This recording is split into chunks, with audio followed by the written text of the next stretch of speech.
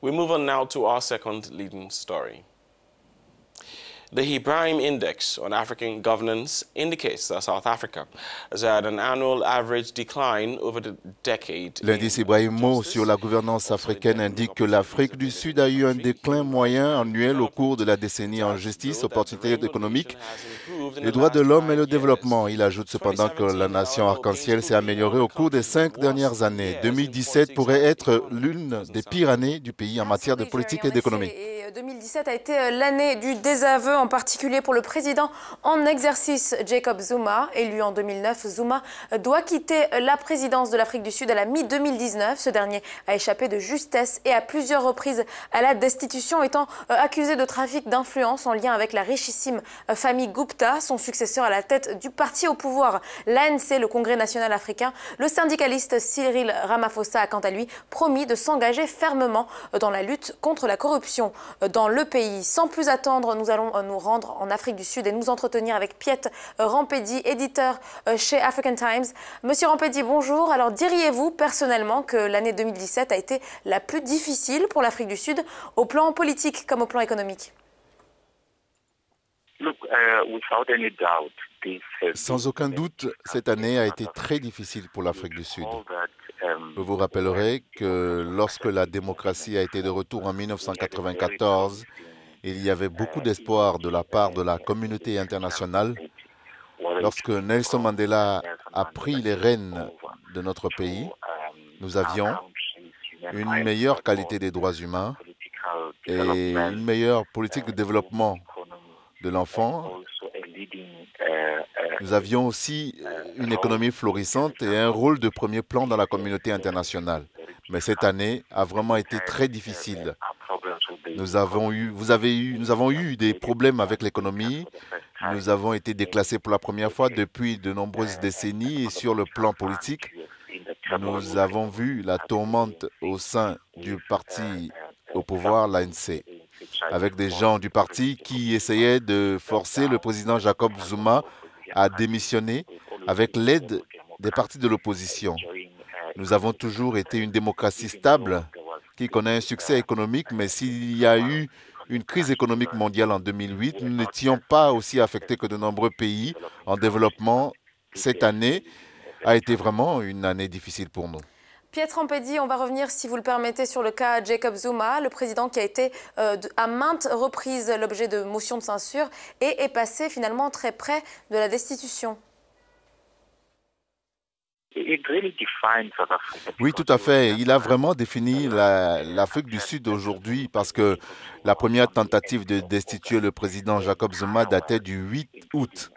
Tout le monde avait les yeux braqués sur l'Afrique du Sud. Tous les yeux étaient tournés vers le Parlement en cette nuit fatidique et pour la première fois, l'Assemblée nationale avait accordé à l'opposition le droit ou le souhait d'avoir un vote secret.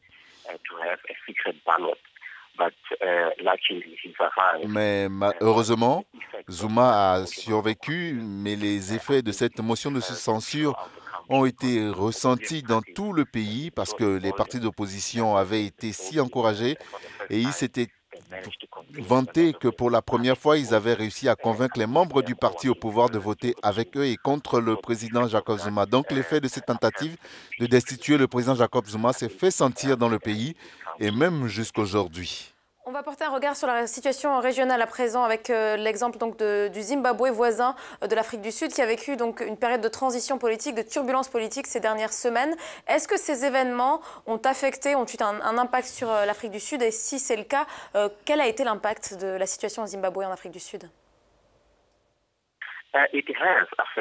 Cela a vraiment affecté la politique. Vous vous souvenez que l'Afrique du Sud et le Zimbabwe ont des liens économiques et culturels très étroits. Nous avons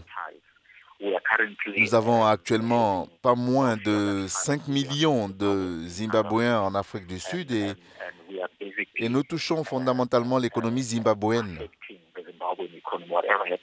Tout ce qui se passe en Afrique du Sud affecte l'économie zimbabwéenne. Plus de la moitié des entreprises qui opèrent au Zimbabwe sont sud-africaines. Que vous parliez des banques ou que vous parliez de l'industrie des carburants, Le moindre petit problème au Zimbabwe poussait beaucoup de Zimbabwéens à traverser la frontière et à venir en Afrique du Sud. Et nous allions nous retrouver avec de gros problèmes sociaux. Donc, cette situation nous a touchés, mais heureusement, la façon dont tout s'est passé a soulagé tout le monde. Surtout le fait de ne pas avoir vu de bain de sang au Zimbabwe. Le coup d'État a été évité et tout est revenu finalement à la normale. Une dernière question, Pietro Ampedi. Cyril Ramaphosa a promis de s'attaquer à la corruption depuis qu'il a été élu à la tête du parti au pouvoir, l'ANC. Est-ce que si celui-ci venait à être élu à la tête du pays, puisqu'il va probablement se présenter à la présidentielle en 2018, est-ce que cela fera la différence en 2019, pardon? Je pense qu'il peut, mais ce ne sera pas facile pour lui, car le dernier congrès de l'ANC, qu'il a élu président, n'a pas fait gagner sa faction et sa liste n'a pas été unanimement votée au pouvoir.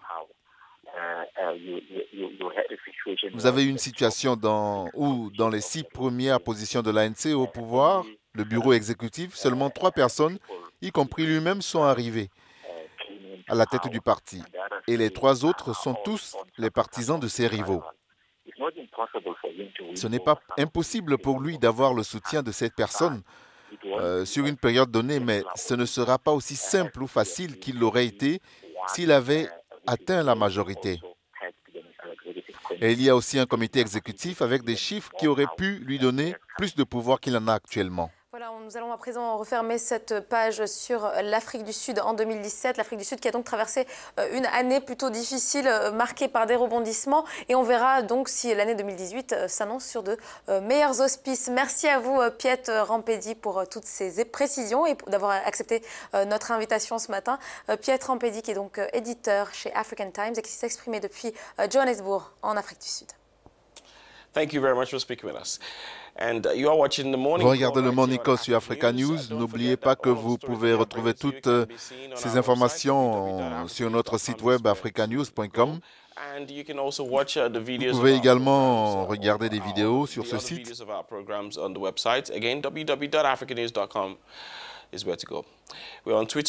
Et sur Twitter sur @AfricaNews et AfricaNews @AfricaNewsFR en français.